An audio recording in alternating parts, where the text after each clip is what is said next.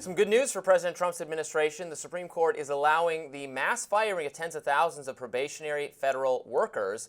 9 nonprofits had sued the administration to reinstate those fired federal workers, but a lower court had recently reversed the Trump administration's move. SCOTUS, however, stepped in and said, not so fast, writing on Tuesday the district court's injunction was based solely on the allegations of the 9 nonprofit organization plaintiffs in this case. But under established law, those allegations are presently insufficient to support the organization's standing. Justices Sonia Sotomayor and Ketanji Brown Jackson publicly dissented against SCOTUS's latest ruling. Jackson said that the Trump administration did not demonstrate the urgency needed for SCOTUS to intervene. To be sure, there is another related lower court injunction from a Maryland federal judge that hasn't reached the Supreme Court yet. As a result, that order still remains in effect, and other federal employees are protected for now. The plaintiffs in the SCOTUS case wrote in a statement, "Despite this setback, our coalition remains unwavering in fighting for these workers who were wronged by the administration and in protecting the freedoms of the American people. This battle is far from over." The SCOTUS legal battle stems from the Trump administration's move to fire 16,000 probationary employees. These employees part of the Departments of Veterans Affairs, Energy, Defense, Interior, Energy, Treasury, and Agriculture. As for the other injunction from Maryland, that's still in place. It protects workers who are in D.C. and also the 19 Democratic states that sued. Senior fellow at the Brookings Institution, Norm Eisen, wrote on Blue Sky that he obviously disagreed with the ruling, but that, quote, "The door isn't closed, and we'll be back in trial court tomorrow with other groups developing more grounds for relief. We will keep going." Meanwhile, Turning Point USA founder wrote on X, Charlie Kirk, 2 big SCOTUS wins in 2 days. The court just overturned another far-left lower court order, this one an attempt to force the rehiring of 16,000 terminated federal employees. Trump is winning, and Doge is winning. So the issue here is that this court is clearly being very careful. I think that something is going on here more than right versus left. They're being very careful. They felt that the people who actually brought the case were not the ones who were actually at the effect of the terminations and so forth. I think, though, as Americans, we have a bigger question to ask ourselves, and that is, why is Doge doing this? I think we all need to awaken from any delusion that it only has to do with efficiency. This has to do with taking anyone that we did not know was absolutely in on the Trump agenda, remove them and bring in only loyalists. You know, as I'm sure you're aware, the president's going to have a military parade. And the military parade in honor of his birthday. Now, when I was a kid, isn't it coinciding with? Yeah, it's also 200. Yes, and it's to celebrate his birthday. Okay, but even we've had anniversaries. We had the 200th anniversary of the armed forces. We had the 150th anniversary, and we normally, until this point, did not have military parades in this country, Robby. That's what they do in Russia. That's what they do in China. That's what they do in North Korea. We do not. And I was brought up to believe that that's part of what's really cool about us. The point I want to make here, however, is that when the president was stopped from doing this because of all the damage it would do to the roads, but more importantly, it would cost, back in his first term, one of the reasons they didn't do it was because it would cost $100 million then. So anybody who says all this Doge stuff and these firings has to do with so that we're not wasting money. This, and not only the $100 million that it will cost to do this military parade to honor him, that ridiculous light show in the sky the other day about our great leader in Florida, how much did that cost? Or the millions of dollars it costs every time that Air Force One takes him down to Mar-a-Lago to play golf. So this idea that these probationary firings or any of these guttings of the federal agencies have only to do with efficiency or anything to do with efficiency necessarily, it is not efficient to gut health services. It is not efficient to gut the things that actually help the American people thrive. You know, and I love that smirk on your face. I like you, but people like us. I'm letting you. I'm not cutting in. I'm letting you say your piece. When I was campaigning, my slogan was disrupt the system. Whether you're on the left or the right, people wanted to disrupt the system, and also on the left and the right for the same reason. It was so financially, economically unfair to the majority of Americans. This man is not just disrupting the system. He and his cohort, this unelected billionaire, are destroying the system, and they're destroying it for a reason, and that is the question that should be on every American's heart. Why are they doing this?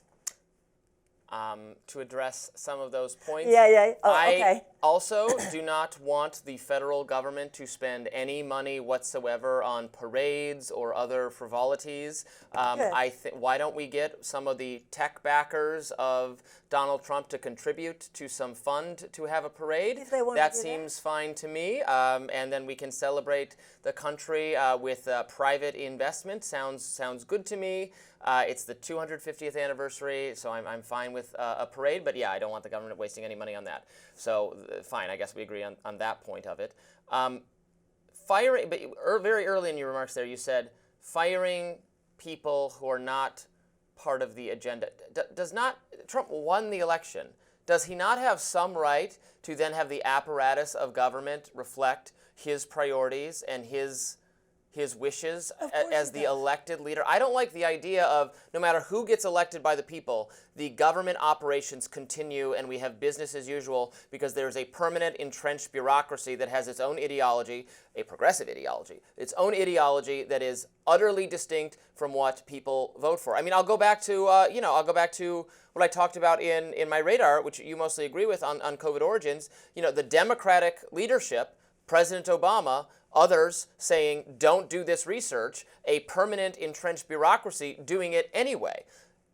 I would have wanted more loyalists to the president if that meant people actually doing what the guy that people voted for tell them to do, instead of just this class of experts and elites. And this is so pernicious on foreign policy in particular, where we had a continuing interventionist foreign policy of regime change and involvement in other places in the world. That was because of the presidents, the commanders-in-chief at that time.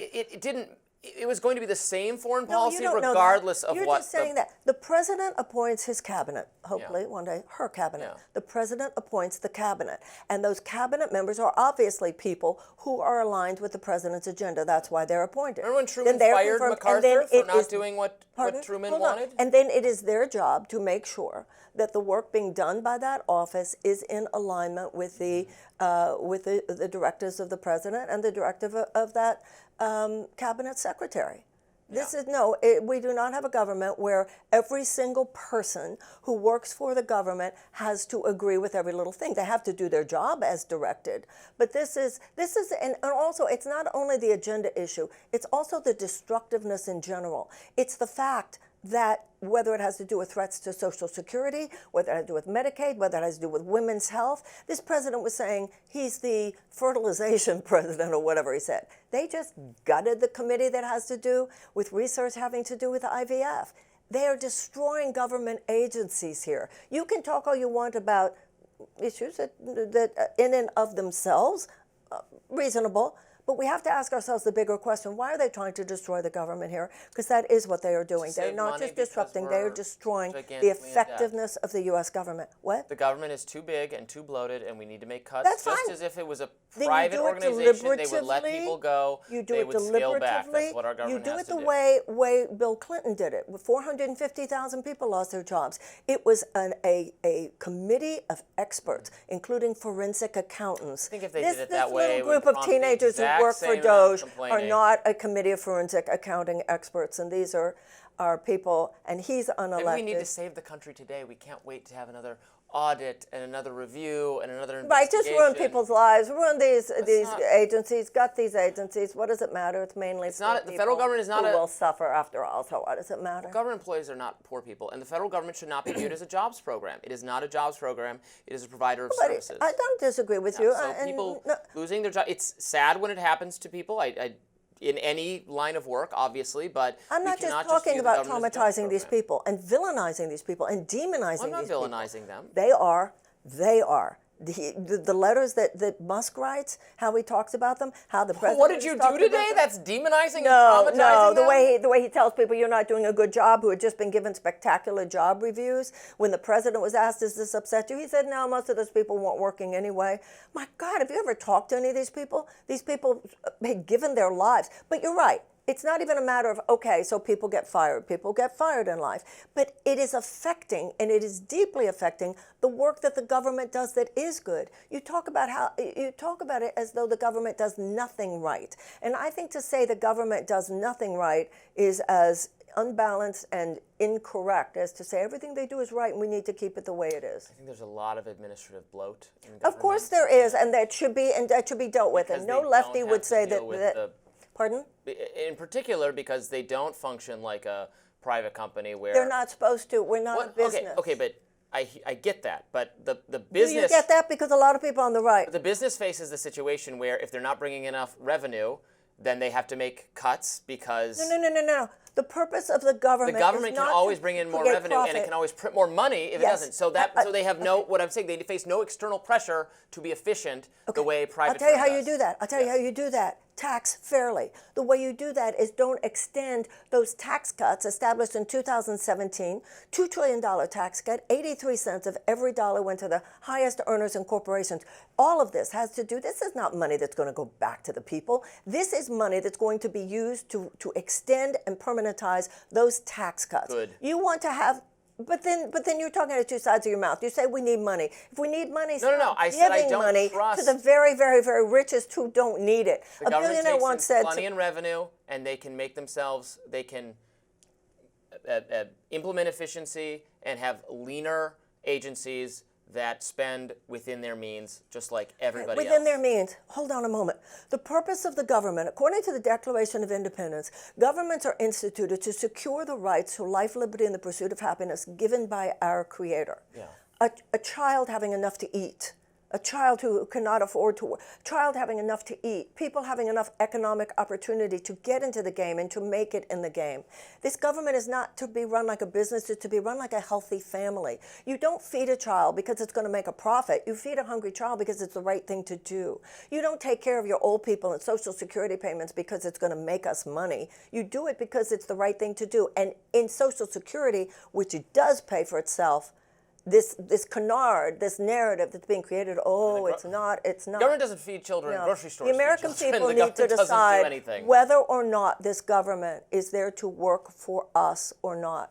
Because the techno-billionaires who are trying to take this whole thing over really do not feel that that's particularly convenient for their purposes. That's why this is happening, and the American people should start thinking really deeply. But when you go in the medical care and feeding children, that's the welfare state, which is still going to exist, and we're not getting rid of the welfare state by saying such and such federal employees are going to no longer be in their jobs. That's not. No. He is. They are absolutely threatening Social Security. They are absolutely threatening Medicaid. If you take that continuing budget resolution and you look at the $800 billion taken from the committee that would pay Medicaid, they talk out of two sides of their mouth. I mean, I understand that what you said was sincere, but it's not in alignment with what they're doing and what they're planning to. I mean, I wish there was more political will to downsize those programs, but unfortunately there is not. Well, given your circumstances in life, perhaps.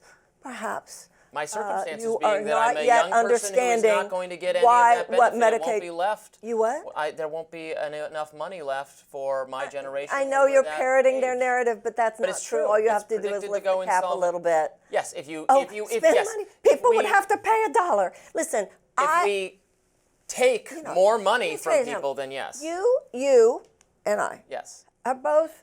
I have books. You have this show. We are both. We have been fortunate in this country. People, I mean, I don't know about you. I'm not rich, but this country has been good to me.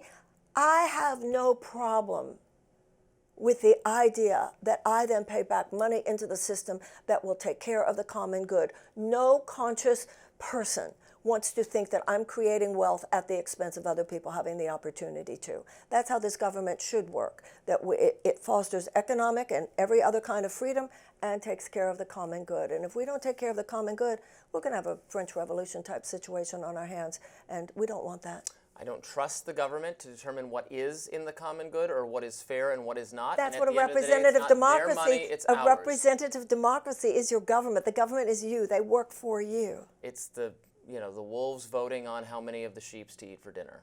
What? Like there's nothing, that we have certain rights that we've taken off and said are not for democratic governance and for voting, because we don't put the First Amendment to a vote, we don't put the Second Amendment to a vote, we don't put any of that. Nor should we. Just saying, right. Well, your right to keep what you earn, to me, is not so fundamentally different than your right to free speech. So are your you right saying to, that income tax is basically unconstitutional? Is that your well, argument? the Supreme Court has not decided that it is unconstitutional, so it is constitutional. I wish that it was unconstitutional, but Okay. I would think have we should like go on to other things. 10% or 20% of your What? income, maybe. I think more than 20% of your income is crazy to have to pay in taxes, personally. But I know people have paid up to 70% in the history of this country. Insane. Well, there was I a would be time moving when to we had Switzerland under much those. fairer taxes. You know what came along with that? A thriving middle class. I think all of the most wealthy and productive people in our country would immediately move to Switzerland under such Oh, but they conditions, and I didn't. would They be didn't joining back them. then. They didn't when there gotta was read- fair you gotta read taxation. Ayn Rand, There you had been gotta a read- that $50 would be trillion an Atlas transfer Shrugged of wealth situation. from the bottom 90% of Americans to the top 1%. In the 1970s, the average American couple could afford a house. No, that's not true. It is true. All of that is just is. Yeah. They had the average American family owned fewer cars on average. They had fewer rooms in their house. TVs cost more. They took Look more at of the their percentage paycheck of for home consumer ownership goods. in the 1970s compared to now. It's better now. No, It is. It's not. It is. No, this is a lefty talking point that's just not true. This fiction that everything was better. It And is an there's something absolute- conservative about it, that it was the golden age of America in the 50s. People were materially, on average, poorer in the 50s and 60s than they are today. But no, they weren't on average They in were. terms of the relative expenses Yes, they and were. what they could afford to do. You had one person Some could things go are to more work. expensive. One person could go to work and that work one day and have a salary that false. that could support a family of four. That is absolutely false. It's absolutely true, everybody. Go check it out. Like go onto Google or something. Up next, DHS and the IRS are collaborating to crack down on illegal immigration. We will discuss.